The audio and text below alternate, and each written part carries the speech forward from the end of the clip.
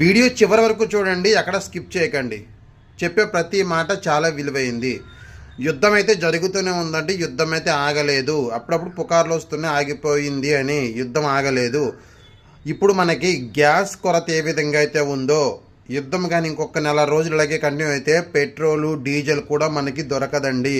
బంకుల్లో petrol diesel కూడా అయిపోతుంది. కాబట్టి దానివల్ల మనకు వచ్చిన నష్టం లేదు అని మీరు చాలామంది అనుకోవచ్చు.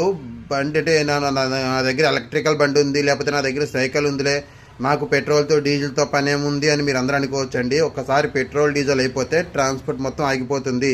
అంటే లారీలు కదలకుండా ఆగిపోతాయి. లారీలు కదలకుండా ఆగిపోతే ఎక్కడి పంట అక్కడే స్ట్రక్ అయిపోతుంది. పంట ఉన్న కాడ 10 పైసలకు దొరుకుతుంది, పంట లేని కాడ 10,000 పెట్టినా దొరకదు. ఎందుకంటే ట్రాన్స్పోర్ట్ లేదు కాబట్టి ముఖ్య గమనిక ప్రజలు గమనించి, యుద్ధం జరిగిన ఒకవేళ మన దేశంతోనే యుద్ధం చేసినా సరే తట్టుకోగల సామర్థ్యం ఉండాలి. ప్రతి ఒక్కళ్ళు ఇంట్లో 2-3 బస్తాల బియ్యం వేసుకోవడం, కందిపప్పులు మినప్పప్పులు అన్నీ కూడా కొనిపెట్టుకోండి. ఒక నెలకి సరిపడా నిత్యావసరాలన్నీ కూడా ఇంట్లో ఎప్పుడు ఉండేలా చూసుకోండి. ఉల్లిపాయలు ఒక బత్తా కొనుక్కోవడం, లేకపోతే కూరగాయలు కొంచెం కొనిపెట్టుకోవడం. మరీ కూరగాయలు ఎక్కువ కొనుక్కున్నా కుళ్ళిపోతాయి. ఒక 4 రోజులకి 5 రోజులకి సరిపడా కొనిపెట్టుకోవడం.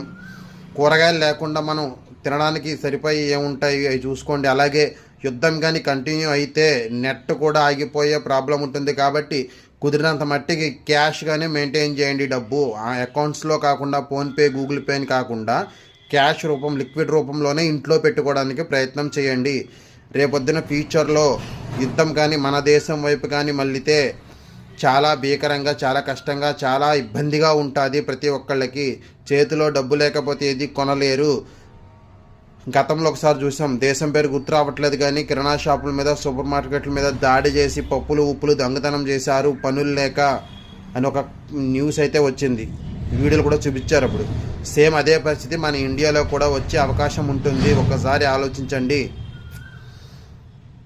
ఇప్పుడు ఇక్కడ ఉల్లిపాయలు పండుతున్నాయి, ఇక్కడ ఉల్లిపాయలు మాత్రమే మనకు ఉండొచ్చు. ఎక్స్పోర్ట్ చేయడానికి డీజిల్ పెట్రోల్ బండికి ఉండదు కాబట్టి ఎక్స్పోర్ట్ చేసే అవకాశం ఉంటుంది. కాబట్టి అక్కడ వాళ్ళకి అవి దొరకవు. కానీ అక్కడ కందిపప్పు అది అక్కడ వాళ్ళకి దొరుకుతుంది, ఇక్కడ దొరకదు.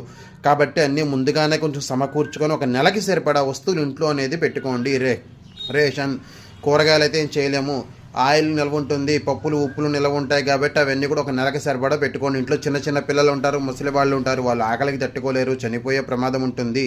కాబట్టి ఒకసారి ఆలోచించండి. యుద్ధం కోసం, యుద్ధం ఎక్కడో జరుగుతుంది మనకెందుకు అనుకోకుండా రేపొద్దున మన మీద పడే అవకాశం ఉంది అనే ముందుగా ఆలోచించండి. థ్యాంక్ యూ అండి, thank you so much. Modi గారు కూడా చెప్పారు లాక్డౌన్ పెట్టే అవకాశం ఉండొచ్చు అని. కాబట్టి ఆలోచించండి ఒక్కసారి, అంత పెద్ద ఆయన చెప్పారంటే.